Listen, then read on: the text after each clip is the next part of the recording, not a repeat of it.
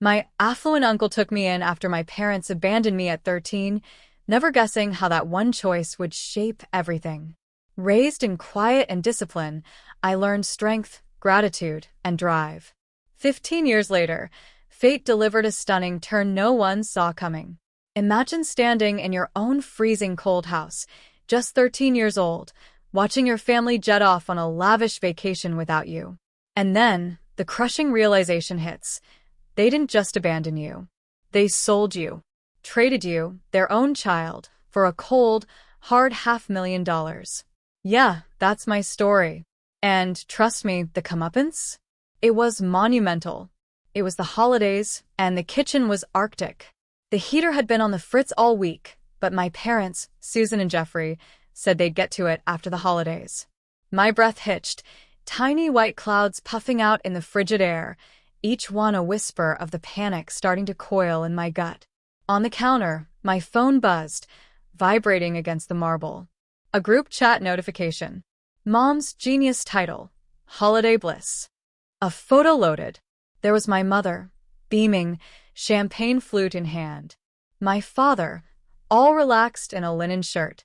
And in the background, my twin sisters, Ashley and Jessica, already sporting oversized sunglasses, clinking glasses. Clearly first class. The caption. Finally, some peace. Then a text. Simple and efficient. Boarding now. See you in 10 days. House alarm is set. Don't wait up. I looked back at the 20-pound frozen turkey on the counter. Rock hard. Sweating slightly. I was 13. I didn't know how to cook a turkey. I definitely didn't know how to fix a furnace. And apparently, I wasn't even worth a plane ticket. But no tears came. Not a single one. Just this cold, hard knot forming in my stomach as the truth slowly, painfully dawned on me. Family wasn't about love for them. It was a word they pulled out when it was convenient. And right then I was anything but.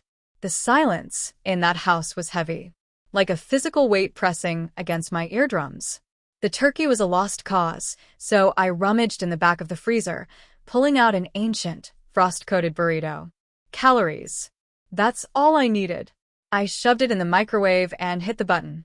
The hum of the machine was the only sign of life, a desperate little buzz against the vast emptiness. Then, a sharp pop. The hum died. The little yellow light vanished. The refrigerator motor shuddered and stopped. The power was out. Absolute darkness. The cold, which had been creeping, now rushed forward to claim me. My breath, invisible. I didn't scream. I didn't panic. My mind just calculated. I had a code. Blankets. I could survive the night if I stayed in one room. That's when it happened. Two brilliant beams of high-intensity, white light swept across the kitchen window, cutting through the black.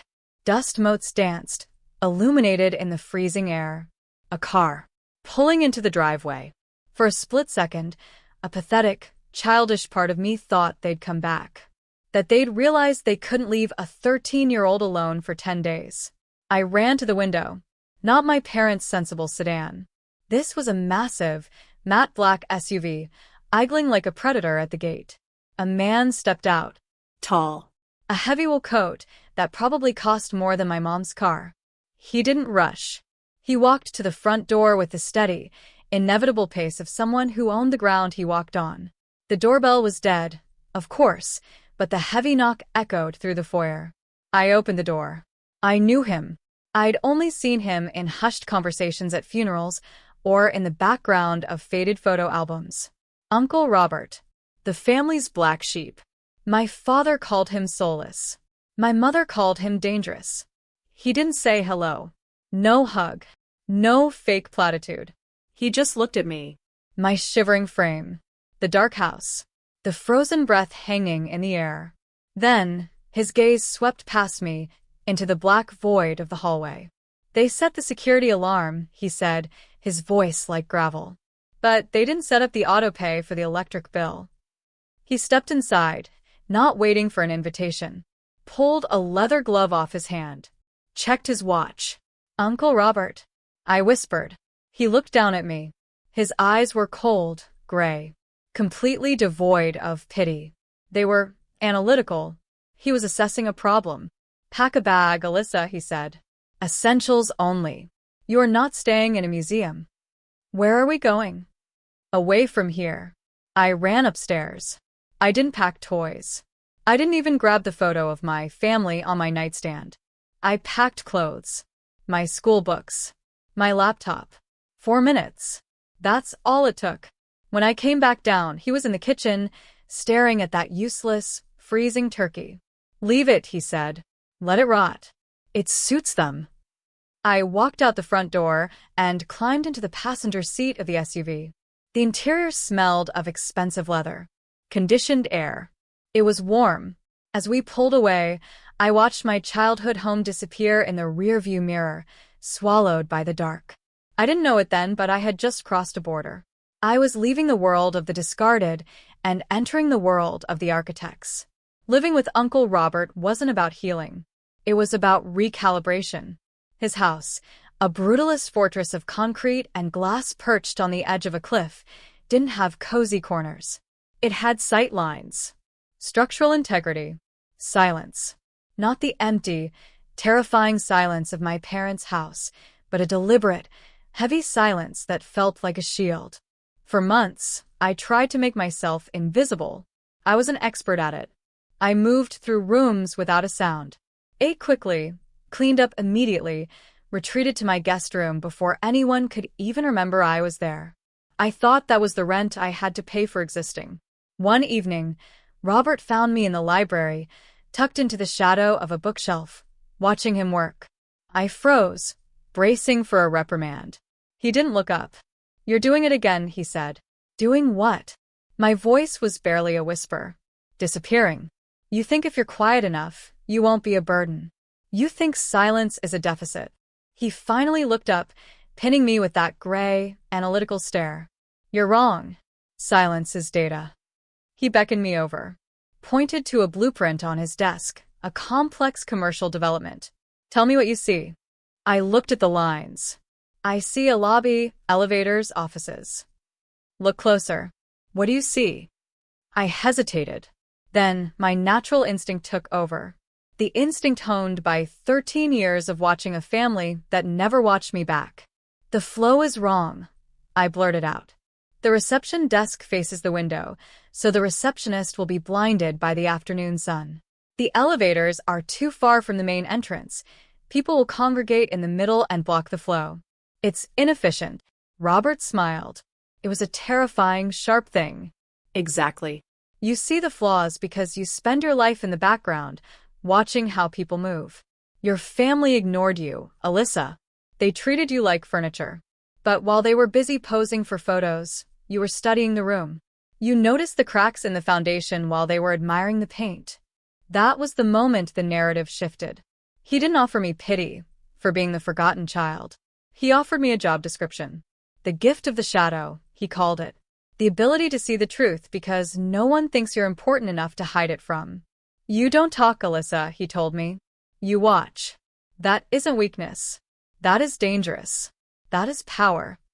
From that day on, my education began.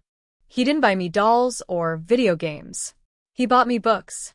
Structural engineering, contract law, negotiation tactics. He taught me that architecture wasn't just about buildings. It was about controlling behavior. If you control the structure, you control the people inside it. My teenage years weren't marked by proms or football games. They were marked by site visits and board meetings where I sat in the corner, taking notes on who was lying and who was desperate. I stopped checking my phone for texts from my mother. I stopped looking at photos of their vacations in the Bahamas or the Alps. Those glossy images? Just facades. And I was learning to look past the cladding to the rotting beams underneath. I wasn't the abandoned daughter anymore. I was a project under construction, and the foundation was being poured with concrete, steel, and absolute, cold resolve. By 16, I'd learned more about leverage than most adults learn in a lifetime. But one lesson remained. I needed a workspace. My desk was a card table salvaged from the basement, wobbling every time I erased a line. I found Robert in the solarium, reviewing quarterly reports. I need a new desk, I said. And a drafting lamp. The lighting in my room is insufficient. He didn't look up. How much? $800. I blinked. He wasn't stingy. He drove cars that cost more than houses. Why not? Because buying you furniture teaches you nothing. Building it teaches you everything. He slid a check across the table. It was for $5,000. This is your budget.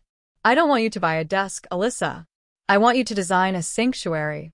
He looked at me then, his eyes boring into mine. Your family made you feel unsafe in your own home. They made you feel like a guest who overstayed their welcome. I want you to build a room where you are the authority, where you feel untouchable. If you can build that, you can build anything. I took the check. I spent the next 3 months obsessed. I didn't just buy furniture. I curated an environment. I tore up the carpet to reveal the concrete subfloor, painted the walls a deep slate gray that absorbed the light rather than reflecting it. I designed a custom L-shaped desk and hired a local welder, negotiating the price down by pointing out flaws in his previous work. I installed soundproofing, bought an ergonomic chair that felt like a cockpit. I created a space that wasn't soft or pretty. It was a command center. When it was finished, I called Robert in. He stood in the doorway, his eyes scanning the room, checked the welds on the desk, tested the throw of the light, noted the acoustic panels. He turned to me and nodded. Just one sharp, decisive nod. Good, he said. That nod was worth more than the $5,000. It was validation. The first time an adult had looked at something I created and treated it with respect. Meanwhile, my phone kept buzzing with the ghost life of my other family. Mom just landed in Aspen. The twins look adorable in their ski gear. Dad, thinking of you. Hope you're studying hard. I scrolled past the photos of them drinking hot cocoa in a lodge I would never visit. I looked at their smiling, vacuous faces. Years ago, that would have crushed me. I would have wondered what was wrong with me. But sitting in my gray, silent sanctuary, surrounded by the smell of fresh paint and ozone, I realized something profound. Their rejection hadn't broken me. It had freed me. I didn't need their approval to fill a room. I could build my own walls. The years blurred into a singular focus. I graduated high school early. Went to architecture school, funded entirely by Robert, who called it an investment in infrastructure. I graduated top of my class. Started my own firm at 24. By 28, I was designing skylines. I was the architect, and my foundation was unshakable. Uncle Robert didn't fade. He concluded. It was a business decision. His heart was failing. Structural integrity compromised beyond repair. He refused the hospital. He chose the master bedroom, overlooking the ocean, where he could monitor the tides. 2 days before the end, he summoned me. He wasn't sentimental. He was strategic. Sit, he rasped, his voice like dry leaves on concrete. He pointed to a thick, sealed manila envelope on the nightstand. That is the demolition order. Do not open it until the reading. I won't. They will come back, Alyssa. The moment the heart monitor flatlines, they will smell the money. They think I am their ATM. They think you are the janitor. He gripped my wrist, his strength surprising me. Don't let them in. Not into your head. Not into this house. He died on a Tuesday morning. Efficiently. Between 4 and 5 a.m. I didn't cry then. I had work to do. I called the lawyer. The funeral home. Secured the perimeter. The funeral was 3 days later. A small, private service at the Cliffside Chapel. Or it was supposed to be. At 10:55 a.m., a fleet of 3 stretch limousines rolled up the gravel drive. Rented. I recognized the company plates. My family stepped out, dressed in designer morning wear.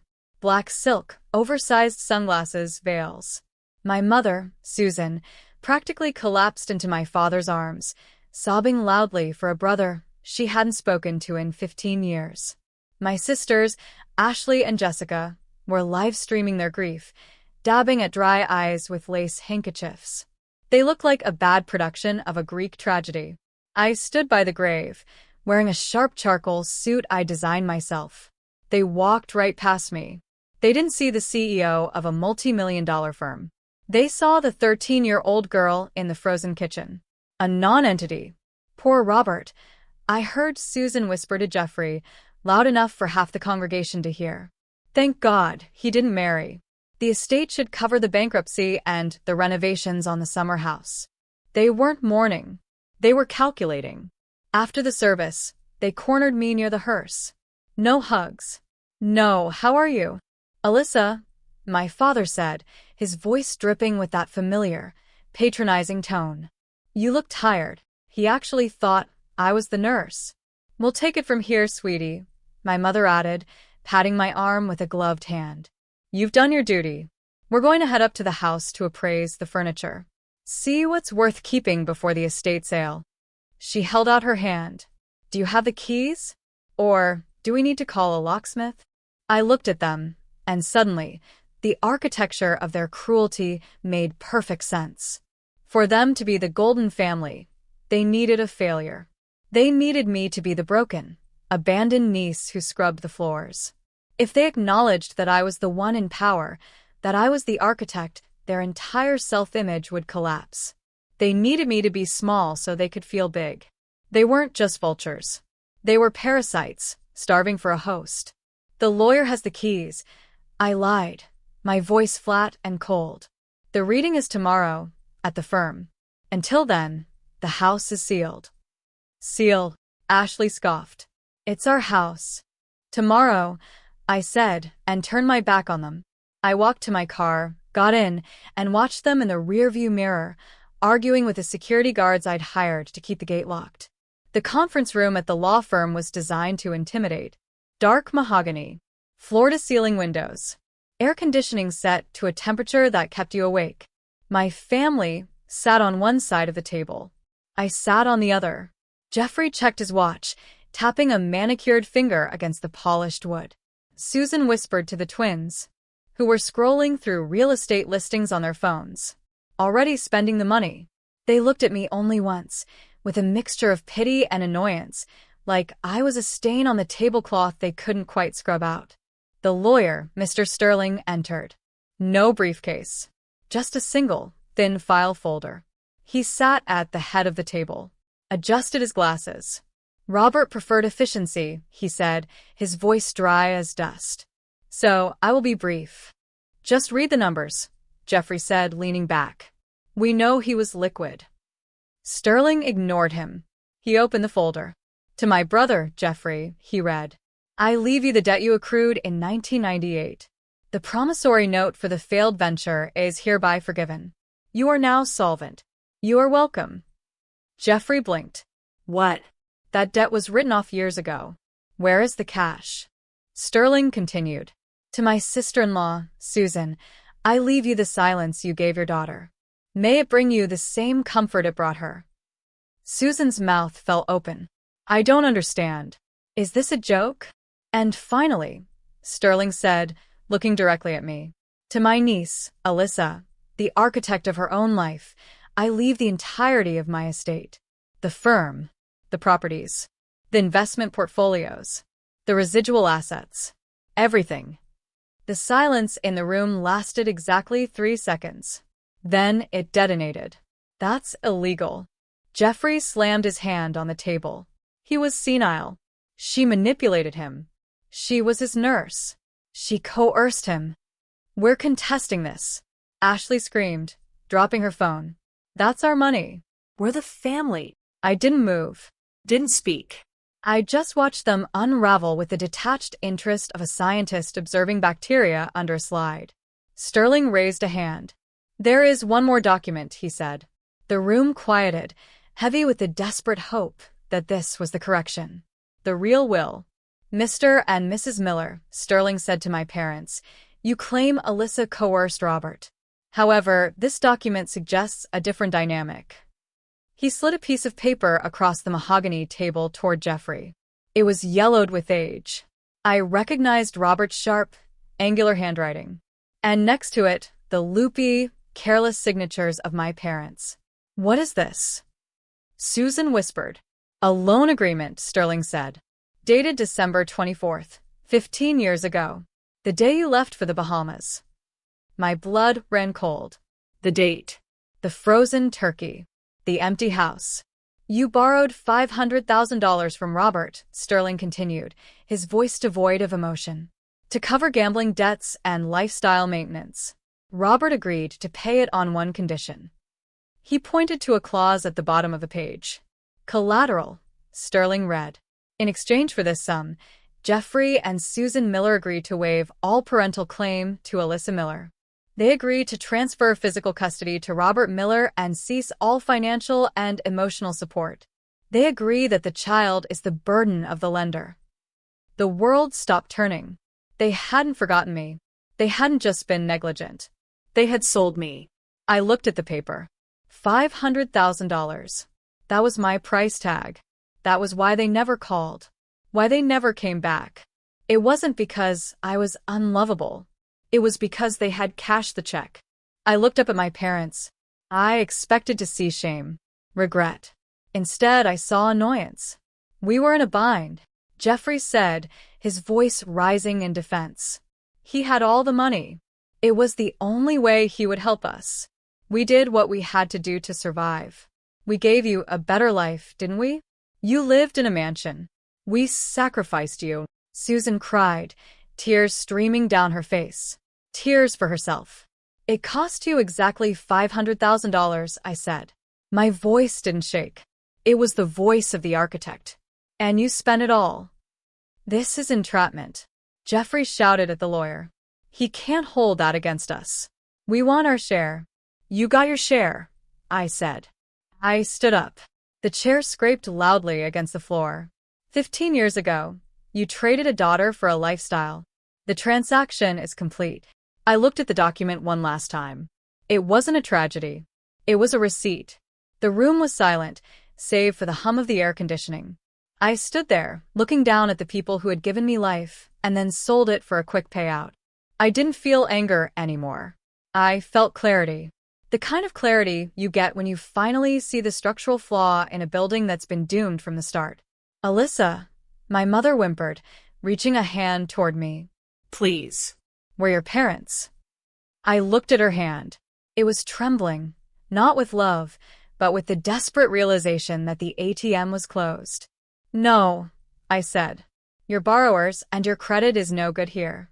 I turned and walked out of the conference room. I didn't look back. I walked through the lobby of the law firm, past the receptionist, who nodded respectfully, and out into the bright, blinding sunlight of the parking lot. I got into my car and drove. I drove past the city limits, past the suburbs where families were living lives I would never understand, and up the winding coastal road to the cliffside house. My house. When I arrived, the gate was open. Security was escorting a familiar black sedan off the property. My parents.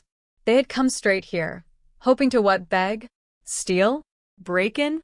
I stopped my car in the driveway and got out. Jeffrey saw me. He rolled down his window, his face twisted with rage. You ungrateful little. Get off my property, I said. My voice was calm. It carried over the sound of the ocean below. Or, I will have you arrested for trespassing. This isn't over, he screamed as the security guard waved him forward. We'll sue. We'll take everything. You already took everything, I said. And you spent it. Now get out. I watched them drive away, their taillights disappearing around the bend. Then I turned back to the house. The brutalist concrete structure rose against the sky, stark and unyielding. It wasn't warm. It wasn't fuzzy. But it was strong. I walked inside and closed the heavy front door. I turned the lock. Click. It was the most satisfying sound I had ever heard. I walked to the kitchen, opened my laptop, and logged into my contacts. Susan Miller, delete. Jeffrey Miller, delete. Ashley Miller, delete. Jessica Miller, delete. One by one, I erased them. I blocked their numbers. Filter their emails to trash. I dismantled the connection with the same precision I used to draft blueprints. I closed the laptop. The house was silent. The massive mahogany table in the dining room, where Robert had taught me how to negotiate, how to plan, how to win, was empty. It was perfect. Have you ever had to cut ties with people who were supposed to be family and build your own foundation from scratch? Tell me what you think in the comments below. I really want to know your stories.